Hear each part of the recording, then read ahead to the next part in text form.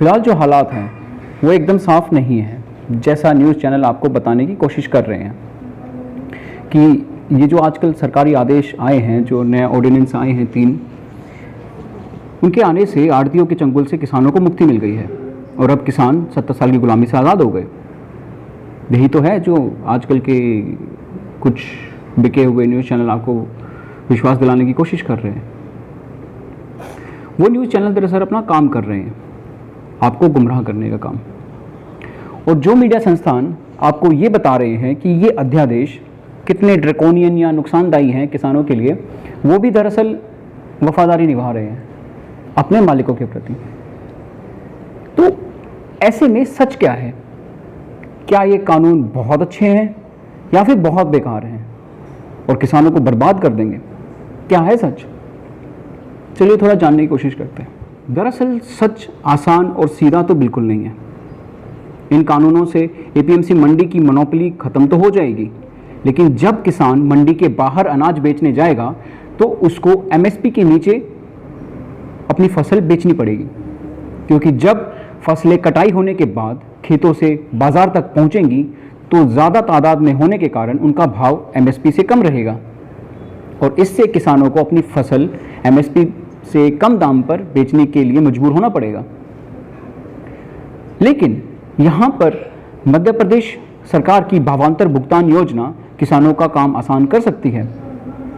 इस योजना से किसानों को बाजार से मिले भाव और एमएसपी के बीच का अंतर सरकार दे देगी।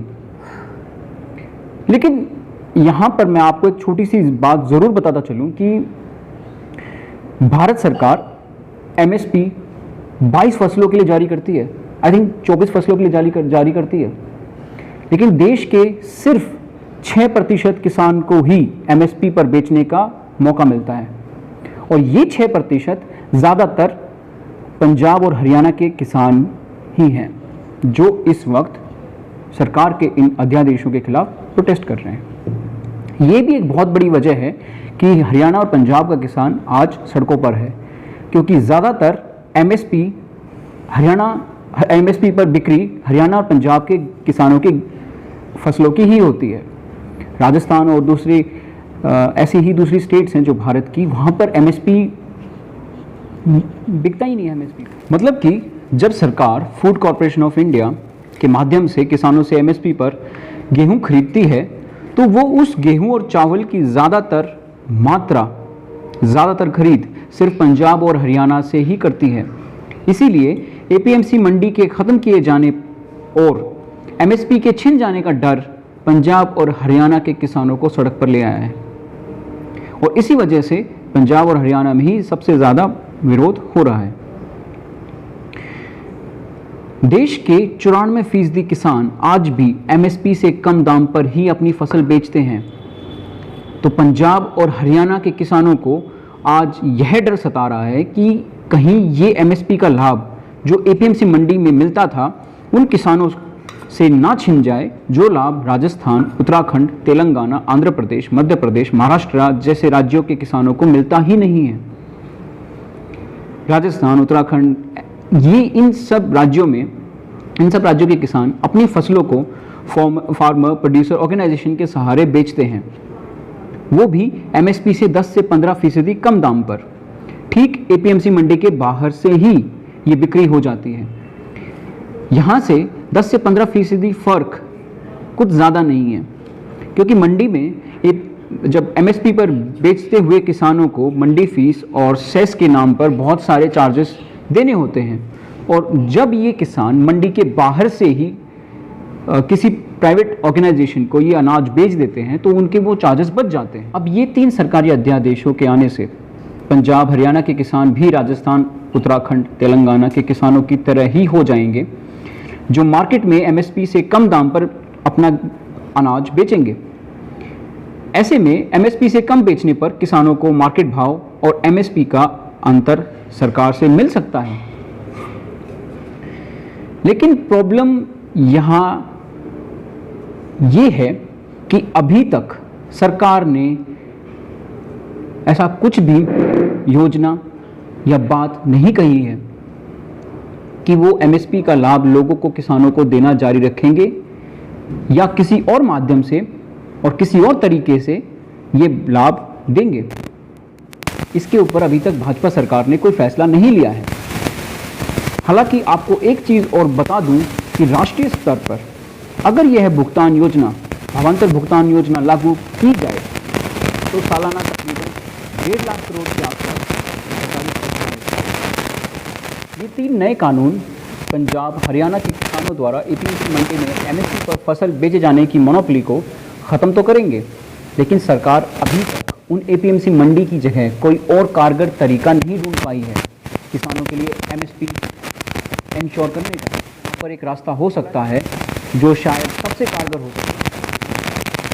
जिस तरह मध्य प्रदेश में आईटीसी कंपनी ने एक ई चौपाल लाकर 40 लाख किसानों की जिंदगी के साथ जो किया, वैसा ही कुछ पंजाब और हरियाणा में भी किया जा सकता है। आईटीसी ने न सिर्फ मध्य प्रदेश के किसानों के घर तक पहुंच बना दी, बल्कि उन गांवों के पढ़े लिखे नौजवानों को जो थोड़ा बहुत कंप्यूटर स्किल जानते थे, उनको और ज़्यादा स्किल देकर उन्होंने उन्हीं को नौकरी पर रख लिया और उन्हें सेल्फ हेल्प ग्रुप की तरह काम करवाना या करना भी सिखा दिया।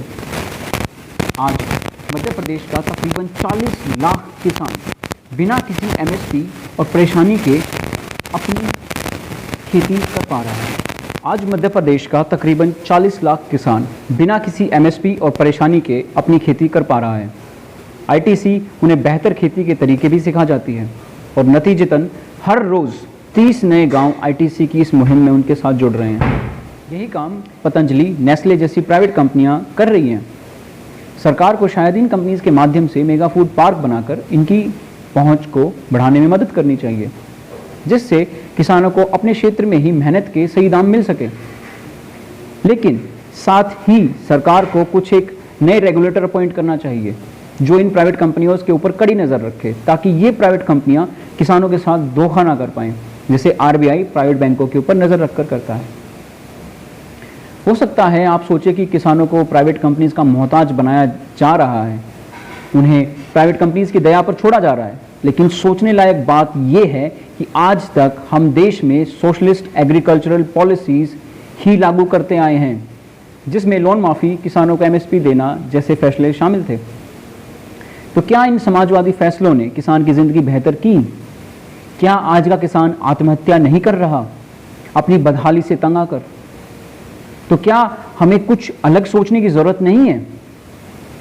पंजाब और गुजरात के आलू किसानों को कोई एमएसपी नहीं मिलती। वो कॉन्ट्रैक्ट फार्मिंग के तहत अपना सामान, अपनी फसल प्राइवेट कंपनियों को बेच रहे हैं और काफ़ी अच्छा कमा रहे हैं। हालांकि मैं ये नहीं कह रहा कि प्राइवेट कंपनियां बहुत अच्छी हैं और किसानों का पूरा ख्याल रखेंगी या रख सकती हैं, लेकिन इसीलिए तो सरकार है ना, ताकि जो कमी प्राइवेट कंपनियां रखें या किसी किसान के साथ गलत करें तो सरकार साथ दे किसान का। बैंकों के प्राइवेटाइजेशन करने का मतलब ये थोड़ी था कि सरकार ने बैंकों को अपनी मनमानी करने दी। आरबीआई लगातार प्राइवेट बैंकों पर लगाम लगाता रहता है ताकि बैंक अपनी मनमानी ना करें, ताकि बैंक अपने ग्राहकों को ना लूटें। ये आने वाले 2-3 सालों में सरकार राशन की दुकानें बंद करवाने वाली है, क्योंकि राशन की दुकानों में रिश्वतखोरी और घटिया अनाज जैसे सरकार को नुकसान पहुंचाने वाले काम हो रहे हैं। तो जब राशन की दुकानें ही बंद हो जाएंगी तो एफसीआई को अनाज की ज़रूरत ही कम पड़ेगी। फिर एफसीआई अनाज खरीदने का भी काम और कम कर देगा, क्योंकि उस एफसीआई को आज की तारीख में सिर्फ 3 काम के लिए अनाज चाहिए होता है: सेना के लिए, मिड डे मील स्कीम के लिए और राशन की दुकानों में गरीबों को बांटने के लिए। लेकिन अब से सरकार ये फैसले लेने वाली है कि वो डायरेक्ट बेनिफिट ट्रांसफ़र सीधा लोगों के, गरीब जो बीपीएल परिवार हैं उनके सीधा खाते में कर देगी, जिससे वो जो भी चाहें, जिस जगह से चाहें, जिस कंपनी का आटा चाहें, जिस कंपनी का सामान चाहें, उससे वो ले सकते हैं दुकान से। जिससे ये फेयर प्राइस शॉप जिनको हम बोलते हैं, राशन की दुकानें जिनको हम बोलते हैं, इनका काम ही ख़त्म हो जाएगा। दोस्तों, एमएसपी का फ़ायदा भारत के ज़्यादातर राज्यों को तो मिल भी नहीं रहा। ऐसे में क्या एमएसपी सिर्फ सरकार की किसानों को सतही तौर पर खुश करने की साजिश नहीं लगती? ऐसे में क्या सिर्फ एमएसपी के भरोसे बैठना किसानों के लिए भविष्यवादी हो सकता है? बाजार में गेहूं की खरीद फरोख्त, बुनियादी ढांचे जैसे कोल्ड स्टोरेज, साइलोज का निर्माण करवाना जैसे विकास कार्यों में भी योगदान देगा। सरकारी तंत्र अपने काम करने में विफल रहा है, तो क्यों ना बाजार को एक मौका देकर देखा जाए। 1991 में जब एलपीजी पॉलिसी लाकर बाजार खोलने से देश आगे ही बढ़ा है, पीछे नहीं गया। क्या आप कोई ऐसा सेक्टर मुझे बता सकते हैं जो पहले सरकारी था और अब प्राइवेट हो गया, और वो पहले फायदे में था लेकिन अब घाटे में जा रहा है? जिस भी सरकारी कंपनी का प्राइवेटाइजेशन किया गया, आज वो कंपनी प्रॉफिट में है। उससे ना सिर्फ लाखों लोगों को एम्प्लॉयमेंट मिल रही है, बल्कि सरकार को उस कंपनी के माध्यम से टैक्स रेवेन्यू बढ़ाने में भी काफ़ी हेल्प हुई है। मैं हर सरकारी महकमे का प्राइवेटाइजेशन करने का पक्षधर नहीं हूँ। मैं मानता हूँ कि कुछ विभाग हैं, कुछ सेक्टर हैं जहाँ पर सिर्फ सरकार को ही काम करना चाहिए, लेकिन मेरा मानना है कि किसानी उनमें से नहीं है। किसानों को हमने 70 साल तक दबा कर रखा। मैं आपको एक और चीज़ बता दूं कि एमएसपी किसानों के लिए नहीं थी। एमएसपी का मकसद देश में अनाज के दामों को बढ़ने से रोकने का था, क्योंकि इसका नाम तो मिनिमम सेलिंग प्राइस है, लेकिन इसे हमेशा इस्तेमाल किया गया मैक्सिमम सेलिंग प्राइस के तौर पर। आज तक किस किसान ने एमएसपी के ऊपर जाकर अपनी फसल के दाम लिए हैं? बता सकते हैं किसी के नाम? किसी स्टेट में बिकता हो, मिनिमम सेलिंग प्राइस है तो उसको मैक्सिमम सेलिंग प्राइस ट्रीट किया जाता है। 70 साल तक हमने समाजवाद को अपनी ढाल के तौर पर अपना कर रखा। इसका नतीजा भारत में भयंकर गरीबी और किसानों की लाचारी के रूप में निकला। तो क्यों ना आज खेती में बाजार को लाकर देखा जाए, शायद बाजारवाद ही खेती की इस गरीबी को दूर कर पाए। हालांकि यहाँ पर एक डर और है कि प्राइवेट कंपनी ऐसे में किसानों से अनाज खरीद कर उसको होर्डिंग कर लें, अपने पास स्टॉक करके रख लें और होर्डिंग करके आर्टिफिशियली अनाज का दाम बढ़ाकर खुद मुनाफा कमाएं, जिसका फायदा किसान को तो नहीं होगा, लेकिन प्राइवेट कंपनी इसको बहुत होगा। ऐसे में सरकार का संरक्षण किसानों को उस शोषण से बचाने के लिए होना चाहिए, जैसे आरबीआई प्राइवेट बैंक्स को बचाकर रखता है, ताकि प्राइवेट बैंक ग्राहकों को चूना ना लगा सके। उसी तरीके से सरकार को भी एक मजबूत रेगुलेटर अपॉइंट करना होगा किसानों के पक्ष में, ताकि कोई प्राइवेट कंपनी किसानों के साथ धोखाधड़ी ना कर पाए। एक जरूरी बात और बता दूं, ऐसा नहीं है कि सिर्फ बीजेपी ही लालची हो गई है और वही किसानों की इस एपीएमसी मंडी के पीछे पड़ी हुई है। कांग्रेस पार्टी भी अपने 2019 के इलेक्शन मैनिफेस्टो में ऐसा ही वादा कर चुकी है एपीएमसी मंडी को खत्म करने का।